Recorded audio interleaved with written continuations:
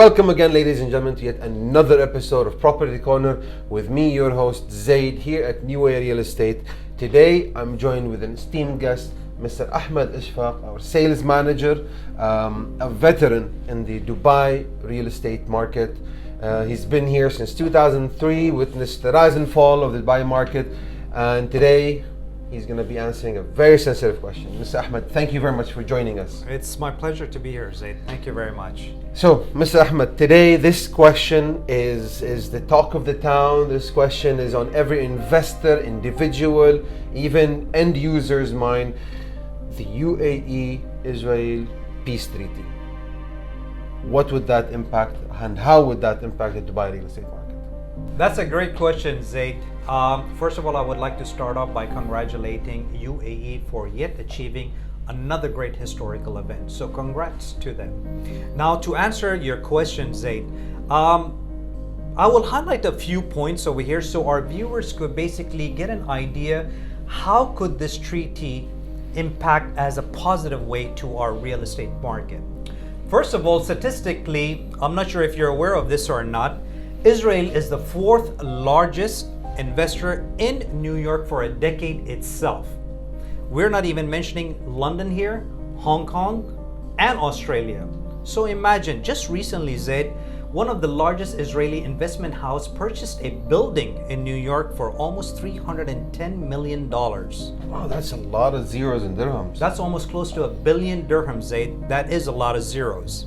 And I don't know if you're aware of this or not, large institutions plus small institutions in Israel invest majority of their funds into national bonds, which is worth billions of dollars. And they allocate 7% of those managed funds into allocated assets. Could you guess what those assets might be, Zaid? Could it be real estate?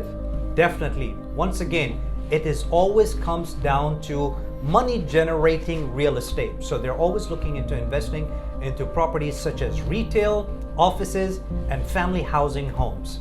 So another important factor, Zaid, we should be looking at is the 6-year market downturn. That itself has created a lot of attractive prices currently in the market. And let's not forget the low interest rate, the flexible loan to value, and how flexible the banks have been as far as giving mortgages to the expats and the newcomers in the market currently. For example, if anyone new who does not have a residency and is entering our market for the first time, gets 50% mortgage loan towards their investment. And that itself, I believe, is extremely attractive at the current time. And that will actually create more opportunities and confidence for more people to enter in our current market. And thus it will drive up the ROI because you have the lower initial capital with the mortgage or loans that you're getting in order. And therefore, investors could expect a higher return on investment due to the low initial capital and the considerably low interest rates that are getting on mortgages. Yes, Zaid, that's a very valid point that you've made, and said that this is why I believe this would be the ideal time to enter the market right now with our current prices, because once the demand comes, once these investors start coming into our market, this will definitely spike up our prices. And that's not when you want to enter the market, is when it's going on an uphill.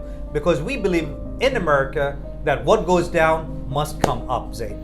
Thank you very much, Mr. Ahmed, for that extremely insightful information. And I hope that answered the question, ladies and gentlemen. Thank you again, Mr. Ahmed, for joining us. Pleasure was all mine. I would love to be here again, Zaid. Definitely, for sure. We would be happy to have you again. And ladies and gentlemen, till the next question, keep investing.